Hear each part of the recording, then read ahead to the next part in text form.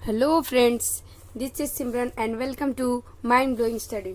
तो इसके पीछे वाले वीडियो में हम लोग ने पार्ट 1 जो था वो कर लिया था।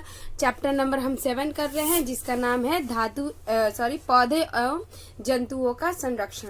तो ये चीजें हम लोग कर रहे थे जिसमें हम लोगों ने पहला पार्ट कर चुका था, जिसमें हम लोगों ने पढ़ा था किस किस के बारे में। वनोन्मूलन के बारे में सबसे पहले पढ़ा था कि वनोन्मूलन का क्या कारण। तो सबसे बड़ा कारण हम लोगों ने सीखा था क्या कि सबसे बड़ा कारण क्या हो सकता है, जनसंख्या।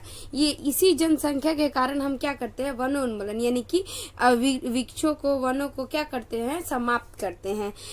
जिसमें क्या था कि अगर जनसंख्या बढ़ेगी तो कृषि के लिए भूमि की आवश्यकता होगी। तो जिस जगह पे अगर वृक्ष होंगे, वन होंगे, तो उनको काट के साफ करके उस जगह पे क्या कर लिया जाएगा, खेती कर लिया जाएगा। साथ में घरों और कारखानों का निर्माण हो रहा है। तो जनसंख्या बढ़ेगी तो लोगों को रहने के लिए घर चाहिए और उनके जरूरतों को पूरा करने के लिए जो सामान बनेंगे उसके लिए कारखाने चाहिए। ये सारी चीजें। फिर आगे क्या था, फर्नीचर बनाने के लिए, तो फर्नीचर, लोग बढ़ेंगे तो फर्नीचर भी चाहिए। साथ में ईंधन के लिए जो लकड़ी है उसके लिए। प्राकृतिक हम लोगों ने कारण क्या देखा था, तो दावानल जिसको बोलते हैं, जिसमें क्या होती है, जंगलों में आग लग जाती है। तो ये सारी चीजें फिर देखा था। फिर वनोन्मूलन का क्या परिणाम है, तो वनोन्मूलन का परिणाम होता है कि ग्लोबल वार्मिंग क्या हो जाती है, ग्लोबल वार्मिंग बढ़ जाएगी। साथ में हमारे भौम जल स्तर का कमी होना, फिर मिट्टी का उर्वरकता धीरे धीरे समाप्त होना। तो ये सारी चीजें हम लोगों ने कर ली है पार्ट 1 में। अब हम आते हैं पार्ट 2 में, जिसमें हम करेंगे वन्य एवं वन्य प्राणी का संरक्षण। तो अभी तक हम लोगों ने कहा किया था, तो वनों के बारे में, वनों का उन्मूलन वगैरह चीजें सीखी थी। अब हमें सीखना है वन्य प्राणी का संरक्षण। तो वनों उन्मूलन के प्रभाव जानने के पश्चात पहलू और बूझो चिंतित थे। वो प्रोफेसर अहमद के पास गए। उन्होंने पूछा कि वन एवं वन्य प्राणी को किस प्रकार बचाया जा सकता है। तो ये सारी चीजें आप देख रहे हैं कि जैसे जैसे वनों की क्या हो रही है, कटाई हो रही है, और वन्य प्राणी धीरे धीरे क्या हो रहा है, समाप्त हो रहे हैं।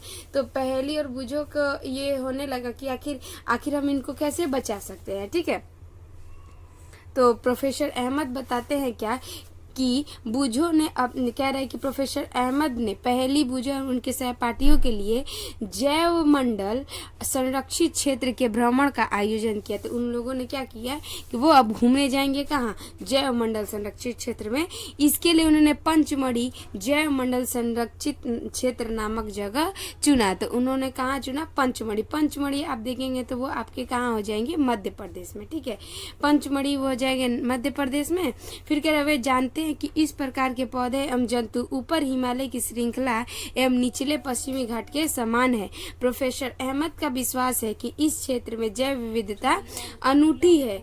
जैव विविधता अनूठी है मतलब कि अनेकों प्रकार के यहाँ पे जीव जंतु और पेड़ पौधे को देखने को मिलेगा। जैव विविधता मतलब होता ही ये है कि जहाँ पर अनेकों प्रकार के आपको जीव जंतु देखने को मिले और पेड़ पौधे देखने को मिले। ठीक है, उन्होंने वन की इस क्षेत्र की कह रहा है कि उन्होंने वन कर्मचारी श्री माधव जी से जैव मंडल संरक्षित क्षेत्र में बच्चों का मार्गदर्शन करने का अनुरोध किया।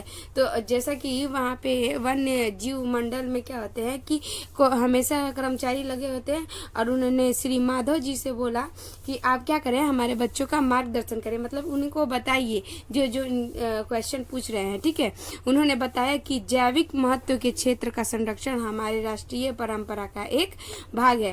तो जैविक महत्वता के क्षेत्रों का संरक्षण क्या है, हमारे राष्ट्रीय परंपरा का एक भाग है। जैसा कि यहाँ पे दिया हुआ है कि जैव मंडल पृथ्वी का वह भाग है। तो जैव मंडल तो आपको पता ही होगा, स्थल मंडल, जल मंडल, वायुमंडल, तीनों को जब सम्मिलित कर दिया जाता है तो जिसमें तीनों क्षेत्र पाए जाते हैं उसी को क्या बोलते हैं, जैव मंडल। तो यहाँ पे क्या दिया, जैव मंडल पृथ्वी का वह भाग है जिसमें सजीव पाए जाते हैं अथवा जो जीवन यापन के लिए योग्य है। जैव विविधता का अर्थ है पृथ्वी पर पाए जाने वाले विभिन्न जीवों की प्रजाति, उनके परस्पर संबंध एवं पर्यावरण से उनका संबंध। तो जैव मंडल का समझ में आ रहा है कि पृथ्वी का वह भाग जहाँ पर क्या हो, सजीव पाए जाते हो अथवा जीवन जीने योग्य वो स्थान हो। और जैव विविधता मतलब भी बता दिया कि पृथ्वी पर पाए जाने वाले विभिन्न जंतुओं की प्रजाति जिसका संबंध क्या हो, पर्यावरण से हो। ठीक है, माधव जी ने बच्चों को समझाया कि हमारे व्यक्तिगत प्रयासों एवं समाज के प्रयासों के अतिरिक्त सरकारी एजेंसी भी वनों एवं वन्य जीवों की सुरक्षा हेतु कार्यरत है। मतलब माधव जी बता रहे हैं कि लोग तो सुरक्षा कर ही रहे हैं, लेकिन उससे भी क्या है कि हमारी जो सरकारी एजेंसियां हैं वो भी उनकी सुरक्षा के लिए कार्य करती हैं। सरकार उनकी सुरक्षा और संरक्षण हेतु नियम, विधियां और नीतियां बनाती है। तो सरकार क्या करती है, इनकी सुरक्षा के लिए नए नए नियम बनाती है, नीति बनाती है, फिर विधियां बताती है कैसे ऐसे करेंगे तो हमें क्या हो जाएगा, वन्य की सुरक्षा होगी, हमारे वन्य जीव और वन्य प्राणियों की सुरक्षा होगी। कह रहा है वन्य जंतु अभयारण्य, राष्ट्रीय उद्यान, जैव मंडल, संरक्षित क्षेत्र आदि पौधे और जंतुओं के लिए संरक्षित और सुरक्षित क्षेत्र है। तो ये जो चीजें दी हुई हैं कौन कौन, तो वन्य जंतु अभयारण्य, राष्ट्रीय उद्यान और जैव मंडल संरक्षित क्षेत्र, ये सभी चीजें क्या होती है, जो वन्य जीव को क्या करती है, सुरक्षा प्रदान करती है। अब एक एक करके समझते हैं कि वन्य जीव अभयारण्य क्या होता है, राष्ट्रीय उद्यान और जैव मंडल आरक्षित क्षेत्र क्या होता है। ठीक है, तो यहाँ पे समझते हैं, कह रहा है वनस्पति जात और प्राणी जात और उनके आवासों के संरक्षण हेतु संरक्षित क्षेत्र चिन्हित किए गए हैं, जिन्हें वन्य जीव अभयारण्य, राष्ट्रीय उद्यान और जैव मंडल आरक्षित क्षेत्र कहते हैं। मतलब क्या है कि वनस्पति जात यानी पेड़ पौधे वाला जात और प्राणी जात और उनके आवास यानी घरों को, उनके आवासों को आरक्षण हेतु यानी उनको सुरक्षा देने हेतु क्या, संरक्षित क्षेत्र यानी कि जगह क्या की गई है, चिन्हित की गई है, उन्हीं को क्या बोला गया है, वन्य जीव, राष्ट्रीय उद्यान और जैव मंडल, इन्हीं को ये चीजें बोला गया है। अब यहाँ पे एक एक समझेंगे कि किसको हम क्या कहेंगे, वन्य जीव। ये सभी जितने भी चीजें हैं ये क्या होता है, वनस्पति जात और प्राणी जात की आवासों को और उनको क्या करते हैं, सुरक्षा प्रदान करते हैं। फिर आगे वृक्षारोपण, कृषि, चारागाह, वृक्षों की कटाई, शिकार, खाल प्राप्त करने हेतु शिकार, इन क्षेत्रों में निषेध। मतलब कि ये जो वन्य जीव अभयारण्य है, राष्ट्रीय उद्यान है, जैव मंडल, इस क्षेत्र में आप वृक्षारोपण नहीं कर सकते, कृषि नहीं कर सकते, चारागाह नहीं, मतलब आप जानवरों को चराने नहीं ले जा सकते, वृक्षों की कटाई नहीं कर सकते, शिकार नहीं कर सकते, उसके बाद क्या है कि खाल प्राप्त करने हेतु आप शिकार नहीं कर सकते। इन क्षेत्रों में ये सारी चीजें क्या होती है, बैन होती है, रोक लगा दी जाती है। ठीक है, तो समझिए कि वन्य जीव अभयारण्य क्या होता है, वह क्षेत्र जहां जंतु और उनके आवास किसी भी प्रकार के विक्षोभ से सुरक्षित है। मतलब कि उनको किसी भी चीजों का डर नहीं होता है। ठीक है, वह क्षेत्र जहाँ पर जंतु और उनके आवास किसी भी प्रकार के विक्षोभ से सुरक्षित है, यानी कि उनमें क्या करेगा, कोई भी हस्तांतरण, किसी का भी हस्तक्षेप नहीं होगा, वो जिस तरीके से रहते हैं उसी तरीके से रहेंगे। आगे राष्ट्रीय उद्यान किसे कहते हैं, तो वन्य जंतुओं के लिए आरक्षित क्षेत्र जहाँ वह स्वतंत्र यानी निर्बुद्ध रूप से आवास एवं प्राकृतिक संसाधन का प्रयोग करते हैं। तो राष्ट्रीय उद्यान क्या है, वो जंतुओं के लिए आरक्षित क्षेत्र है, वन्य जंतुओं के लिए आरक्षित है, जहाँ जंतु क्या होते हैं, खुले यानी स्वतंत्र रूप से घूमते रहते हैं, उनका आवास जैसा होता है, जैसे कि शेर अगर गुफा में रहता है तो वो गुफा ही में रहेगा, उसके लिए कोई अलग से ये क्या बोलते हैं, घर नहीं बनाया जाएगा। ठीक है, तो राष्ट्रीय उद्यान में ये चीजें होती है, यानी कि उनका जो प्राकृतिक आवास होता है वही रहेगा। अब जैव मंडल आरक्षित क्षेत्र क्या होता है, जैसे कि वन्य जीवन, पौधे एवं जंतु संसाधन उन क्षेत्रों के आदिवासियों से पारंपरिक ढंग से जीवन यापन हेतु विशाल संरक्षित क्षेत्र है। तो ये एक क्या है, संरक्षित क्षेत्र है, जिससे कि किससे बचाएं, तो वन्य जीवन, पौधे और जंतु संसाधन और उस क्षेत्र के आदिवासियों को पारंपरिक ढंग से जीवन यापन हेतु विशाल क्षेत्र बनाया जाता है। इसी को क्या बोलते हैं, जैव मंडल आरक्षित क्षेत्र। ठीक है, समझ में आ रहा हो आपको। कह रहा अपने जिले, प्रदेश और देश के राष्ट्रीय उद्यान में वन्य जंतु जैव मंडल आरक्षित क्षेत्र की संख्या ज्ञात कीजिए, जो कि आप 7.1 में भरिए इस क्षेत्र का फिर कह रहा है अपने प्रदेश एवं भारत में रेखा चित्र में दिखाइए। तो ये चीज़ हम लोग करेंगे, लेकिन लास्ट में इसको करेंगे, ठीक है। तो मैं आप सबको कुछ कुछ राष्ट्रीय उद्यान, कुछ जैव मंडल, ये सारी चीज़ें आपको इंडिया के मैप में करवाऊंगी, ठीक है। तो वो भी आपका क्या हो जाएगा, बहुत इंटरेस्ट, बहुत मजा आएगा उसमें, ठीक है। आगे समझते हैं जैव मंडल आरक्षण क्या होता है, उसके बारे में पढ़ना है कि प्रोफेसर अहमद एवं माधव जी के साथ बच्चों ने जैव मंडल आरक्षित क्षेत्र में प्रवेश किया। तो अभी तक तो सिर्फ बातें चल रही थी, अभी वो लोग क्या कर रहे हैं, घूमने जा रहे हैं, उसके अंदर प्रवेश कर रहे हैं जैव मंडल आरक्षित क्षेत्र में। माधव जी ने समझाया कि जैव विविधता के संरक्षण के उद्देश्य से जैव मंडल आरक्षित क्षेत्र बनाया जाता है। तो जैव मंडल आरक्षित क्षेत्र क्यों बनाया जाता है, तो जैव विविधता को संरक्षण देने के लिए जैव मंडल आरक्षित क्षेत्र बनाए जाते हैं। जैसा कि आप जानते हैं कि जैव विविधता का अर्थ है किसी क्षेत्र विशेष में पाए जाने वाले सभी पौधे, जंतु और सूक्ष्म जीवों की विभिन्न प्रजातियां। अभी हम लोगों ने पीछे पढ़ा था तो बताया क्या कि जहाँ पर अनेकों प्रकार की पशुओं यानी जंतुओं का प्रकार और पेड़ पौधों का प्रकार मिलेगा, उसी को क्या बोलते हैं, जैव विविधता। तो फिर वही चीज यहाँ पे लिखा हुआ है, अच्छे से डेफिनेशन लिखा हुआ है इसका कि जैव विविधता का क्या अर्थ होता है कि किसी क्षेत्र विशेष में पाए जाने वाले सभी पौधे, जंतु और सूक्ष्म जीवों के विभिन्न प्रजाति। किसी भी क्षेत्र के जैव मंडलीय आरक्षित क्षेत्र उस क्षेत्र के सजीव विविधता और संस्कृति को बनाए रखने में सहायक होती है। किसी भी जैव मंडल आरक्षित क्षेत्र के अंतर्गत अन्य संरक्षित क्षेत्र भी हो सकते हैं, जैसे पंचमढ़ी जैव मंडल आरक्षित क्षेत्र में सतपुड़ा नामक राष्ट्रीय उद्यान तथा बोरी एवं पंचमढ़ी दो अन्य वन्य जंतु अभ्यारण्य है। तो ये देखिए कह रहा है कि पंचमढ़ी, जो अभी पंचमढ़ी में उन्होंने क्या किया, प्रवेश किया है, इसके अंदर सतपुड़ा नामक एक राष्ट्रीय उद्यान और बोरी सतपुड़ा राष्ट्रीय उद्यान और पंचमढ़ी, जो चित्र 7 यहाँ पे 1 में दिया हुआ है, देखिए 7.1 में यहाँ पे देखिए सतपुड़ा मध्य प्रदेश का ये क्या है, पिक्चर है जिसमें सतपुड़ा राष्ट्रीय उद्यान का दिया हुआ है। यहाँ पे देखिए आप पंचमढ़ी अभ्यारण्य दिया हुआ है, फिर यहाँ पे बोरी अभ्यारण्य दिया हुआ है।